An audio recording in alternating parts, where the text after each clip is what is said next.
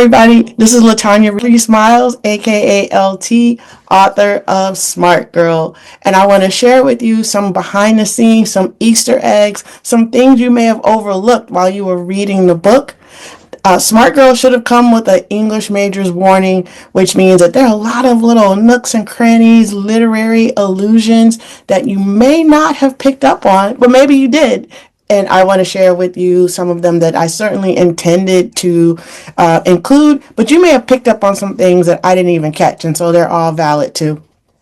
The first thing I want to talk about is my love for the song Lose Yourself by Eminem. It's important for anyone to know that that song was a major force in putting together this story, which is my origin story as a first generation college student.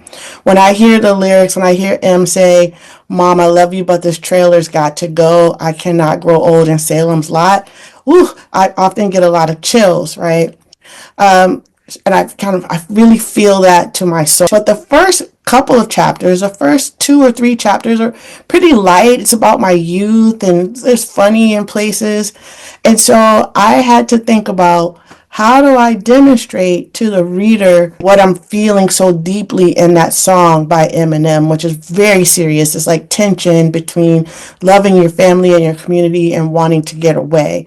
So I had to think about, how do I convey why I feel so connected to that song and why I wanted to leave, and why I wanted to leave that was different than just being a traditional coming of age story or like traditional teen angst. Yes, there's teen angst, and you see that in the top of the pyramid chapter especially, but there are some other things going on that I end up revealing later, no spoilers, but it gives you an indication of why I wanted to leave. And so there are moments where I talk about sitting on a step or facing away from my home and facing toward the train, which, symbolizes the outside world. So I had to really get into that and really think through and explain to the reader, despite my family's support and despite the comfort that I have, why it is that I needed to get away. So I was writing with Lose Yourself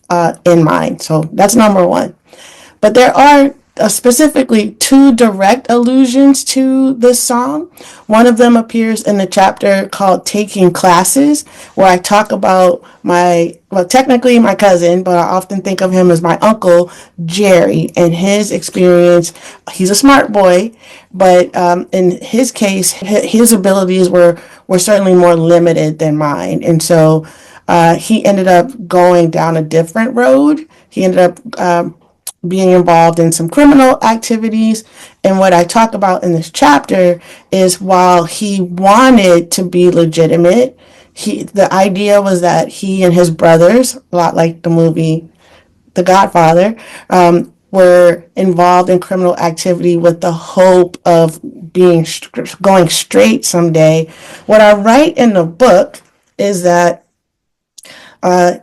Jerry and his brothers had been known, respected, and feared in the Washington, D.C. area for hustling and running the streets. Jerry, the smart one, hoped someday that the family business would become legitimate and he could go straight. But this was no movie. That line right there, some of you may have caught that already. That line, of course, is from the movie 8 Mile and from the song Lose Yourself. That's a moment in the song where Eminem says, "This is no movie, there's no Mekhi Phifer," and he's talking about his own life. So I wanted to call back to Lose Yourself in that moment. And then the second time, there's another allusion, a little bit later chapter, where I talk about when my husband and I were living in Los Angeles.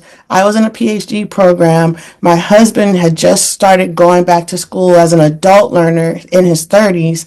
And at that time, we were really struggling financially. We had a son, and we had taken out a lot of student loans. And in fact, our income was so low that we qualified for federal assistance. And so I write about the things that public assistance does and does not cover. So I says those government checks cover formula, grape juice, and fruit and fresh vegetables, but not diapers. And then again, if you're familiar with Lose Yourself, you'll know that that's also a reference in the song about man, these goddamn food stamps don't buy diapers. So that's another connection that I had both to Eminem and to the song, and why that song means so much to me. I really, really wanted to include a quote from the song Lose Yourself in the beginning of the book, but unfortunately, you gotta pay for that. And so I didn't want Eminem suing me, but I did. I did want everyone to know how much I love that song, how much it really speaks to my soul, and to give you an idea of what you can expect in Smart Girl. So I've got more to come. Be sure to pick up the book if you haven't, and let me know. Again, there are some things I'm very intentional about, but there may be some things that you picked up on. So let me know. Put your thoughts in your comments. Thanks.